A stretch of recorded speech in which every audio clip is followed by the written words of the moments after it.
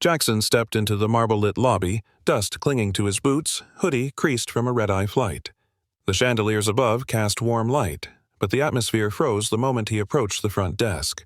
The manager, Clara, scanned him once, head to toe, then reached under the counter, discreetly tapping a button. 2 uniformed security guards appeared at the end of the hall. She didn't raise her voice. She didn't need to. Her eyes said everything. "You don't belong here." Jackson stood still, hands calmly resting at his sides. 20 minutes later, she would be gone. Her title erased. Her legacy shattered, in front of the same eyes that quietly watched her now, but no one knew that yet. Not the guests sipping wine in designer coats, not the staff who glanced away, not Clara, who smiled slightly as the guards approached. Because in their eyes, Jackson was just another man out of place. In his, this was a test they were all about to fail. Jackson Wade, 38. Founder and CEO of Jackson Hospitality Group, a $3.2 billion empire built from the ground up. Hotels in 11 countries, dozens of awards, hundreds of staff who never knew his face, by design. 2 days ago, he finalized the acquisition of the Grand Royal chain through a series of holding companies. Quiet. Intentional. The ink was still drying when he booked his suite under a corporate alias. No one here had any idea the man they were about to escort out owned the building they worked in, the contracts they signed, the uniforms they wore. That was the point. He didn't need a red carpet. He needed the truth, and the only way to find it was to walk through the front door unnoticed. Behind the worn jacket and tired eyes stood the man who just bought their world. But Clara didn't see that. No one did. Yet. 3 days before his arrival, Jackson had booked the penthouse suite under a subsidiary account. No titles, no flags, just a quiet entry in the reservation system. His assistant, Sarah, handled the paperwork, rerouted communications, and ensured the front desk wouldn't be alerted. No press release, no internal memo, just silence. He'd done this before. There's only one way to know what kind of culture you've bought: walk into it blind. The plan was simple: observe, test, document. Not as a CEO, but as a stranger. Unimportant, unimpressive, invisible. If a system treated people poorly when it thought no one was watching, it was broken. This wasn't a visit. It was a controlled failure. And Jackson wanted to see exactly who would fail first.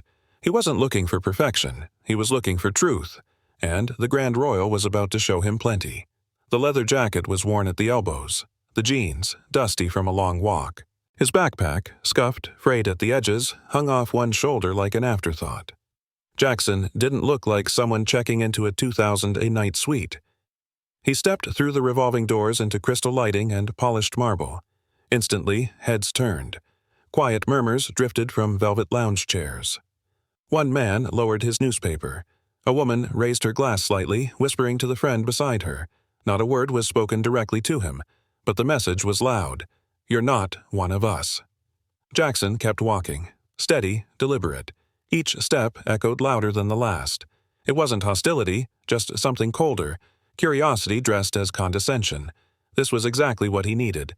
Not the fake smiles for VIPs, but the raw, unfiltered reaction to someone they thought didn't belong. He didn't flinch. He took it all in. The young receptionist hesitated, fingers hovering just above the keyboard.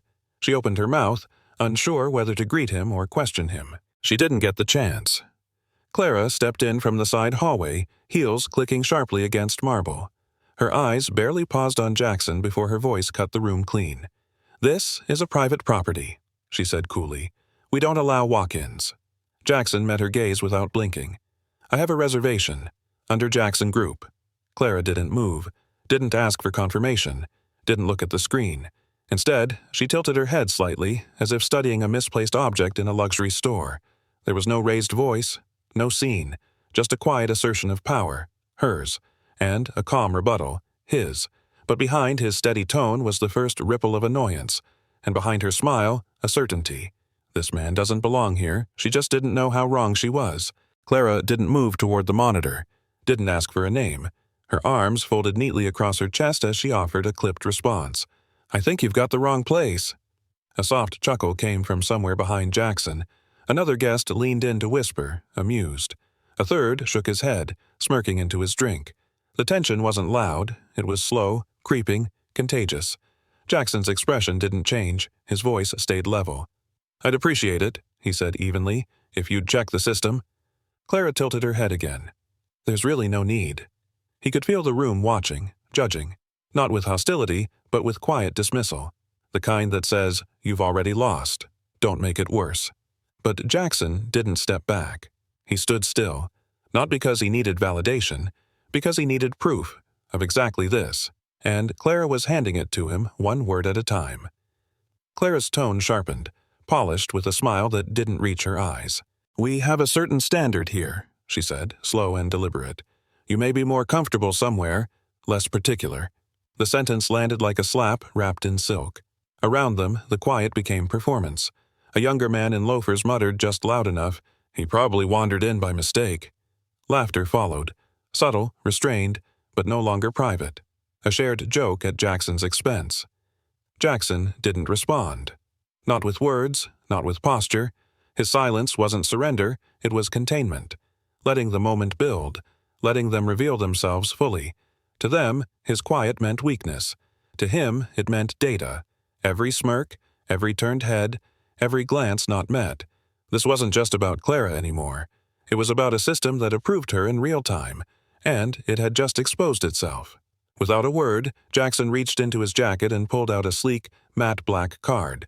Heavy, unmistakable. He placed it on the counter, face up.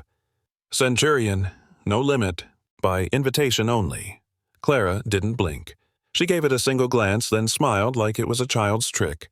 Anyone can get a fake these days. A sharp inhale rippled through the room. Even the receptionist flinched. Someone near the back let out a low whistle, not amused, just stunned. The air shifted. Dense. Tight. Like a wire stretched 1 second from snapping. Jackson didn't move. His hand remained beside the card, still, composed. He hadn't come here to impress anyone, but he wasn't here to be erased either. Clara's words weren't just insulting. They were revealing. She'd seen power and refused to recognize it. Now he knew. She wasn't making a mistake. She was making a statement. Jackson kept his voice level. "I'm asking you, one last time, to check the system." Clara didn't respond to him. She turned to the side, pressed a button on the counter, and spoke sharply into the radio. "This guest is creating a disturbance. Please escort him out." Her words were clipped, efficient, like logging a routine complaint. The receptionist, Ryan, froze. His fingers hovered above the keyboard. He looked at Jackson, then at Clara. His mouth opened slightly, but no words came out. He knew something felt wrong, but authority was in front of him, staring, expecting compliance. In the distance, footsteps approached, measured, heavy. Security. Jackson's card still sat on the counter, untouched. He didn't look at Clara now. He looked at Ryan. And in that second, Ryan realized this wasn't about a guest. This was a test, and he was already part of the answer. The elevator dinged. 2 security guards stepped into the lobby, calm, composed, built for presence. Clara didn't even look at them. She simply pointed. Ryan's voice broke the silence, quiet but strained. "Sir, are you absolutely sure you made a reservation?" Jackson turned toward him. His eyes didn't flash with anger, only clarity. "I'm sure," he said evenly. "Penthouse suite, 3 nights, under Jackson Group." Then he added softer, "And I'm making a point to remember every face I've seen tonight." Ryan blinked. The guards paused behind him, waiting for a signal. Clara gave a sharp nod. Ryan didn't move. His hand was still near the keyboard, but he didn't type. Something didn't fit. The way the man spoke, the way he stood, the certainty. A seed had been planted, and in Ryan's hesitation it started to grow. Something here was wrong, and it wasn't the man in the hoodie. The guards moved in, firm, professional, wordless. One gestured toward the exit, the other lightly touched Jackson's shoulder. He didn't resist. He didn't speak. No one in the lobby intervened. Clara's voice followed him, crisp and loud, meant for every ear in the room. "He's impersonating a VIP guest. We've had issues like this before." Phones lifted. Screens glowed. A few guests angled themselves discreetly for better shots. It wasn't outrage. It was entertainment. A disruption to pair with their cocktails. Jackson walked slowly, hands visible, posture controlled. Not shame, not fear, just silence. His eyes swept the room as he passed. No judgment, just memory. A woman near the bar whispered, "That's what happens when you try to fake your way in." And the guard beside Jackson muttered quietly, almost apologetically, "Sorry, sir. We're just doing our job." Jackson didn't answer, He was already memorizing the script they were writing for their own downfall. As Jackson approached the glass doors, a guest near the fireplace leaned toward his companion and whispered, not softly enough, "How did he even make it past the front desk?" No answer came, just a quiet snort of agreement. Across the room, a woman in pearls discreetly lifted her phone and snapped a photo. No flash, no shame, just another moment to be saved or shared. Clara stood near the reception desk, arms crossed, watching like a director satisfied with her final scene. "This," she said, not hiding her satisfaction, "is why we have standards." The word standards echoed. Jackson kept walking, but he heard everything, every whisper, every click, every smirk pretending not to be seen. No one questioned Clara. No one asked if she'd even checked the system. They didn't need proof. They had perception, and perception here was gospel. Outside the revolving doors, Jackson paused beneath the hotel's golden signage. The night air was sharp, but his voice stayed steady as he raised the phone to his ear. "Sarah," he said, "schedule a full board call. 20 minutes. Send the press release." There was a short silence on the other end. Then he added, calmly but pointed, "And make sure someone captures every face in that lobby." He ended the call and slid the phone back into his jacket. The humiliation still clung to him, not because of the words, but because of the silence that followed them. The looks, the ease. But he hadn't come to be respected. He'd come to see who would fail when no one was watching, and they had. Effortlessly, publicly. Now it was his turn. Not to react, to respond, with precision. Jackson disappeared through the revolving doors without a word, leaving only the soft hiss of glass and the faint echo of footsteps behind him. Inside, Clara accepted a few quiet nods and smug smiles from nearby guests. One older man even reached out to shake her hand. "Good call," he muttered. "Can't be too careful these days." Clara smiled, polite, victorious. But behind the desk, Ryan sat still, fingers now resting on the keyboard he hadn't touched before. He hesitated, glanced once toward Clara, then typed, "Jackson Group, Penthouse, 3 nights." The reservation loaded instantly. Confirmed. Corporate tier. Flagged VIP. Ryan stared at the screen. His throat tightened. Everything he'd felt was now spelled out in black and white, and he hadn't done anything to stop it. The mistake wasn't just Clara's. It had a witness. And now it had a record. Ryan clicked deeper into the reservation file. Jackson Group. Executive tier. Booked 3 days ago. Note: CEO level clearance. His eyes widened. Slowly, he opened a browser and typed, "Jackson Wade." The search results populated instantly. News articles, interviews, Forbes profiles. At the top, Jackson Wade, CEO of Jackson Hospitality Group, acquires Grand Royal Hotel chain in $400 million deal. He clicked one. There it was, Jackson's face. Same worn jacket, same calm expression. Ryan's breath caught. "He's the CEO," he whispered, eyes still locked on the screen. "He owns this place." He looked up, stunned. Clara was still chatting with guests like nothing had happened, but Ryan's world had just flipped. The man they'd removed wasn't some nobody. He was the reason their paychecks existed, and in 20 minutes he'd be back, with everyone watching. The revolving doors turned once more. Jackson stepped back into the lobby. Same jacket, same steady walk, but something had changed. Not in him, in the room. Silence swept across the floor like wind through glass. Conversations stopped mid-sentence. A wine glass clinked too hard against its saucer and cracked. One guest fumbled with their phone, dropped it. Another whispered, "Is that?" Eyes turned. Faces shifted. Recognition flickered. Behind the desk, Ryan didn't breathe. His voice came out low, almost involuntary. "He's back," he said. "He came back." Jackson didn't speak, didn't look at anyone for long, just walked straight toward the desk like nothing had happened. As if this was his lobby, his floor, his stage, because it was. And now, everyone who had performed their roles 20 minutes ago would learn what it meant to be seen by the man who wrote the script. Jackson walked with quiet precision, stopping directly in front of the front desk. He looked at Ryan, not accusing, not cold, just steady. "I believe," he said, voice calm but unmistakable, "you still have my reservation on file." Ryan swallowed hard. The screen was still open in front of him. He didn't need to type, didn't need to search. He nodded slowly. "Yes, sir," he said, voice barely holding. "Penthouse suite, 3 nights. Confirmed. The words landed like a dropped stone in still water. A couple nearby looked up, brows furrowed. Another guest glanced toward Clara, waiting to see her face. Jackson said nothing more. He didn't gloat. He didn't smirk.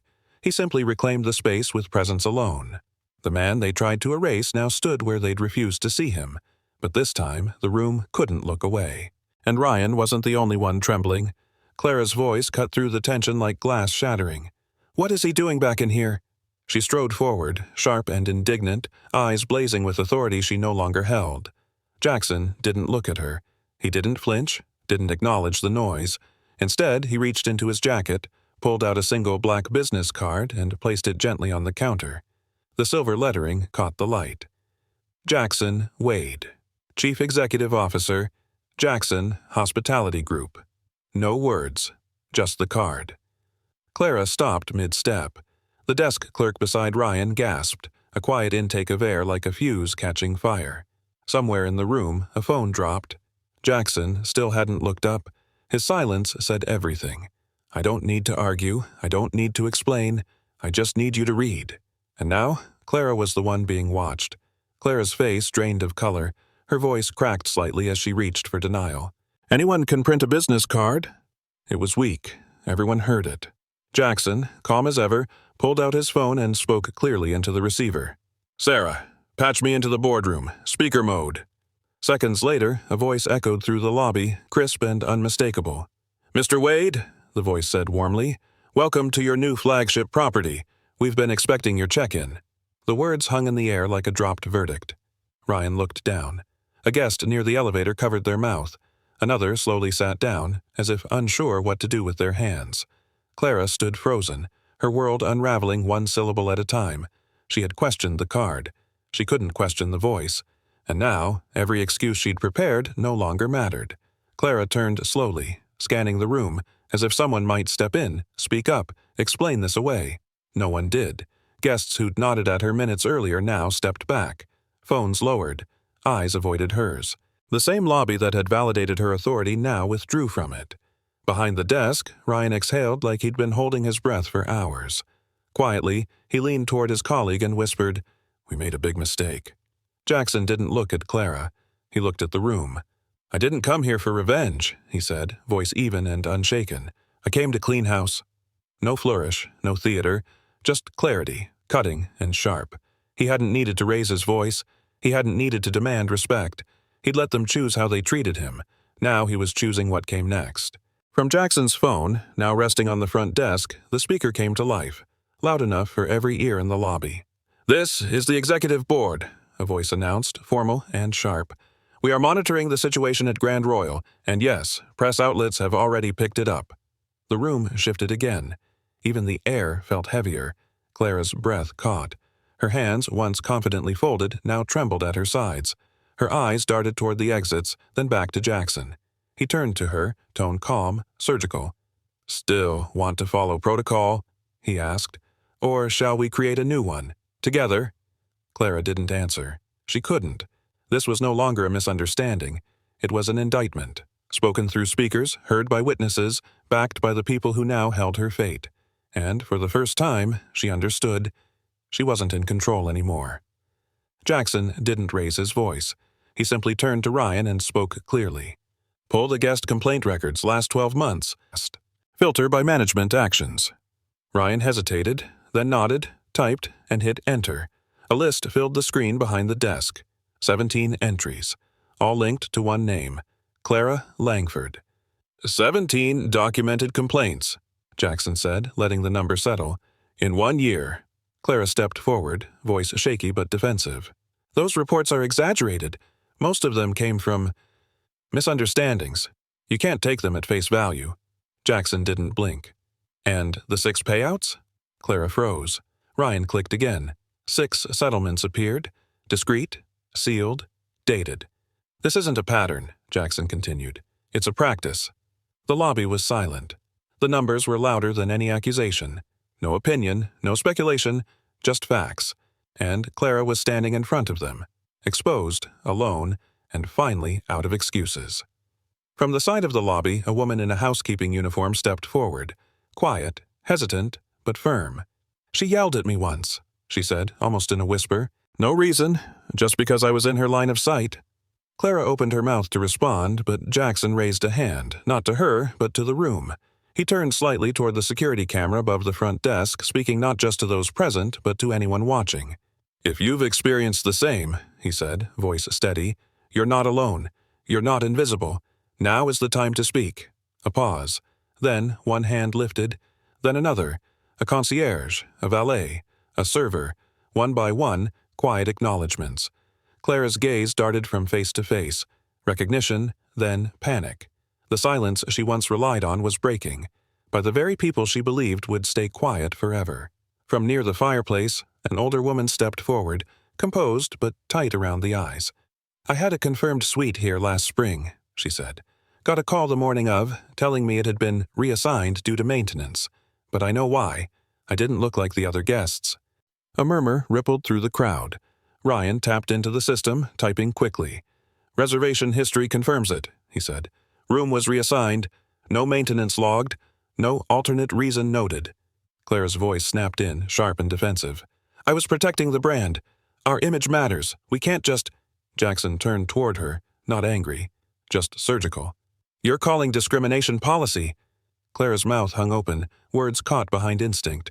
What she once called standards now had names, stories, timestamps, and the brand she defended had just become Exhibit A. Jackson finally turned to face Clara fully, his voice low but resonant, cutting through the marble air with purpose. I used to mop floors, he said, at the first hotel I ever built. Clara blinked, uncertain if she'd heard him right. I've carried luggage, changed linens, scrubbed bathrooms. I know this industry from the ground up, because I started at the ground. He took a step forward, not to intimidate, but to be heard. No one gets to decide someone's worth based on whether they walk in wearing Italian leather. Silence settled in, this time heavy with respect. I didn't buy this hotel to change the lobby, he continued, voice firm. I bought it to change the mindset. A pause. And that change starts now. The room didn't clap. They listened, because leadership isn't declared in titles, it's proven in truths. You're no longer afraid to say aloud. Outside, the first news van pulled up to the curb, logo painted, camera crew already unloading. Then another. Flashbulbs began sparking against the hotel's glass facade.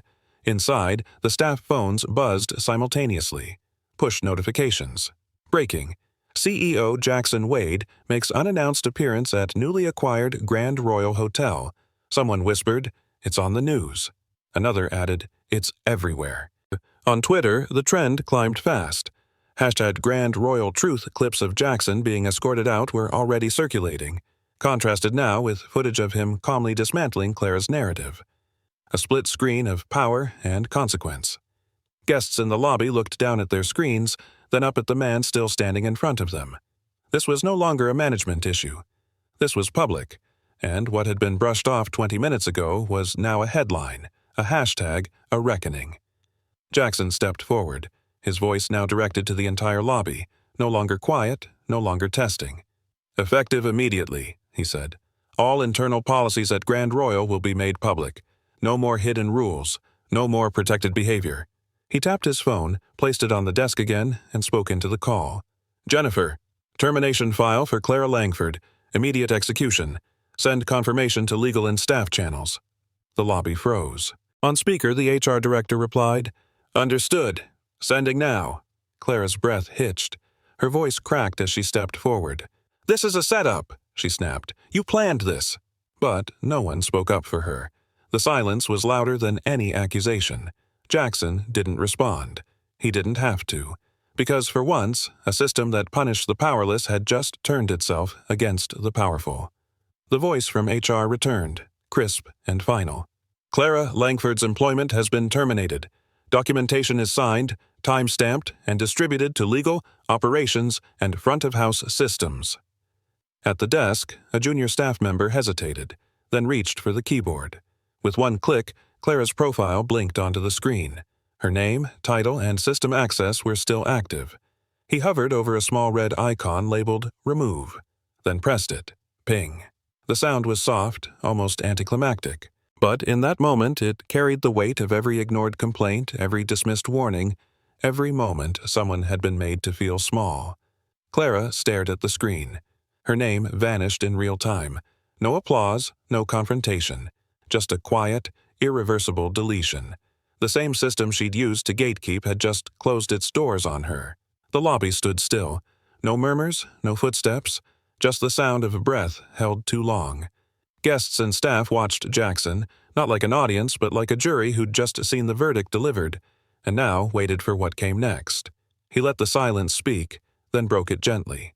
"We're going to rebuild this place," he said, "from the ground up, not with fear, with decency." He turned to Ryan. Their eyes met. "You," Jackson said. "You hesitated. That matters more than people think." Ryan stiffened, unsure if it was a reprimand. Jackson added, "You might do better than the last one." The words landed with weight and possibility. It wasn't a promotion, not yet. But it was a door, one that opened not with titles, but with accountability. For the first time that day, hope entered the room. Ryan lowered his gaze, voice quiet but clear. "I'm ready," he said, "and I'm sorry for staying silent when it counted." Jackson nodded once, not with praise, but with understanding. "You're not silent now," he said. "That's what matters." No more needed to be said. Outside, the flashing of camera lights began to dance through the lobby windows. Crews had gathered, tripods raised, boom mics extended. The building, once a sanctuary for appearances, was now a spotlight for truth. Inside, Ryan stood taller, not out of pride but responsibility. He knew the weight of his earlier hesitation, but he also knew this moment meant something different. A clean slate, a second chance. Jackson stepped slightly back, letting the light fall on the one who had just stepped forward. From this point on, the world would be watching.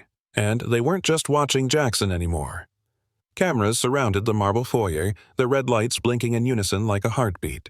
Microphones stretched forward from every angle. Reporters called Jackson's name, voices overlapping, urgent. He stepped into the center without rush. No podium, no cue cards, just presence. "I didn't come here to fire anyone," he said, eyes scanning the crowd. "I came to keep the people who deserve to stay." Click. Flash. Silence. Then he added, voice firm but calm, "Power means nothing if it's never tested." The line hung in the air. A sentence not just spoken, but carved. Phones lit up, tweets fired, hashtags shifted. Someone near the back whispered, "That's going to live forever." He wasn't just addressing the press. He was speaking to every employee watching from behind doors, every guest still lingering in corners, and every leader who thought silence meant safety. It didn't. Not anymore. A reporter raised her voice from the cluster of press, mic extended forward. "Mr. Wade, why didn't you reveal who you were from the start?" Jackson didn't hesitate. "Because I don't need anyone bowing when I walk in," he said. "I need them to serve with integrity when they think no one's watching." The room went quiet again, not from tension, but reflection. Behind the desk, Ryan stood silently, watching. His eyes didn't move from Jackson's face. Slowly, he nodded to himself, no longer out of fear, but pride. Jackson hadn't just called out broken systems. He had modeled what it meant to lead, without title, without spotlight. Real leadership doesn't walk in wearing a badge. It walks in wearing humility. And sometimes, it starts with the man holding a mop before ever holding a microphone. From the edge of the lobby, a woman in a housekeeping uniform stepped forward. She moved carefully, her hands still gloved, eyes uncertain. She stopped a few feet from Jackson and spoke just loud enough to be heard. "Thank you," she said, voice trembling, "for doing what no one else ever dared to." Jackson looked at her, not above her, not through her, just at her, and then, without a word, he gave a small, respectful bow. No grand speech, no applause, just acknowledgement. A camera clicked. Then another. The flash briefly lit their silhouettes. CEO and cleaner, shoulder to shoulder in the same light. That photo would travel everywhere by morning, not because it was dramatic, but because it was true. In a hotel built on appearance, this moment had nothing to prove and everything to remind. 1 week later, CNN aired a morning segment. Jackson Wade removes controversial manager, announces system-wide overhaul at Grand Royal. Footage rolled across the screen. Jackson's silent re-entry, Clara's dismissal, and the press conference that followed. Back inside the lobby, a new bronze plaque was mounted near the entrance. Guests paused to read it as they passed. In a place once known for judging appearances, Only those who show respect remain. No signatures, no branding, just truth. At the front desk, Ryan stood behind the counter, tie straight, posture steady. A small tag on his lapel now read, General Manager. He didn't boast, he didn't perform. But the way he welcomed a guest, eye contact, genuine smile, spoke louder than any press release. This wasn't about redemption. It was about stewardship. What Jackson had started, Ryan now had the chance to carry forward. The CNN segment cut to a now familiar clip. Clara, mid-protest, face flushed, voice cracking as Jackson calmly announced her termination. Below the video, a bold caption scrolled across the screen. The cost of attitude. Online, the clip exploded. 12.4 million views in under 48 hours. Comment sections flooded. That's how it's done. Finally, a CEO who walks the talk. She judged the wrong man on the wrong day. The internet wasn't outraged. It was relieved. In a world saturated with corporate apologies and half-measures, this moment stood out because it wasn't manufactured. It was real. A man humiliated without cause. A system flipped in real time. And justice, not whispered, but delivered publicly. Not for the sake of drama, but because someone finally decided that silence was no longer part of the job description. A week later, Jackson sat across from a podcast host in a quiet studio. No stage lights, no teleprompters, just a glass of water and a single mic. The host leaned forward. You didn't have to go in undercover. Most CEOs would have sent a memo. Jackson shook his head. I didn't do it for optics, he said. I did it so every employee in the system knows. Someone's watching, but this time the right way. The host paused, thoughtful, then added, and the guests? They're finally being seen the right way, too. Jackson didn't nod. He didn't need to. The host did. Slowly, respectfully. And for a few seconds, the mic captured nothing but silence. Not emptiness, understanding. In a world full of noise, Jackson had said more by doing than most ever would with words. On screen, a handwritten letter faded into view. Ink soft, edges slightly creased. A calm, middle-aged woman's voice began reading, I've stayed in many beautiful hotels, but this was the first time I felt like I wasn't just welcomed. I was respected. This place doesn't just have chandeliers and marble, it has character. As the words unfolded, the screen showed Jackson walking quietly across the lobby. Slow motion, no grand gestures. Just him, passing by a bellhop with a nod, pausing to return a smile from a guest. No background music, just footsteps and the fading sound of paper turning. Thank you, the letter concluded, for reminding me that kindness can be part of luxury. No hashtags, no trending tags, just truth. Some reviews are written online, others are written in silence, by the way a space makes people feel.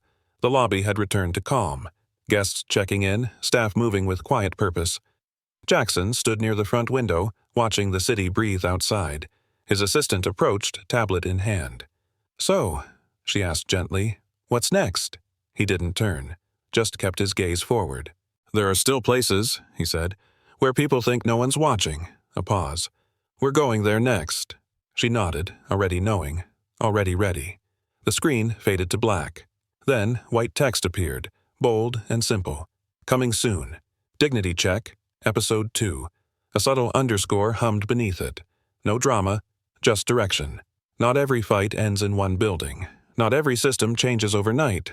But someone, somewhere, had just been put on notice. And the next lobby was already waiting. The screen fades in quietly. No music, just soft ambient sounds. A new day at the Grand Royal. A bellhop shares a quiet joke with a guest. A barista hands over coffee with both hands. A manager listens, really listens, to a staff member explaining an idea. Faces of every kind. Languages, accents, smiles that aren't scripted. Then, at the bottom corner of the screen, a single line appears. Serving isn't about lowering yourself, it's about lifting others. No narrator. Just stillness. Then, a soft voice, almost like memory. If you've ever been misjudged, if you've ever been told you didn't belong, you're not alone. The screen lingers on a porter holding the door for a couple in matching wheelchairs, both laughing. No hero music, just real people. And a sense that somewhere, someone finally got it right. Jackson stepped through the glass doors of the Grand Royal once more. Same marble floor, same chandeliers, But everything felt different. This time, as he walked through the lobby, heads didn't turn in suspicion.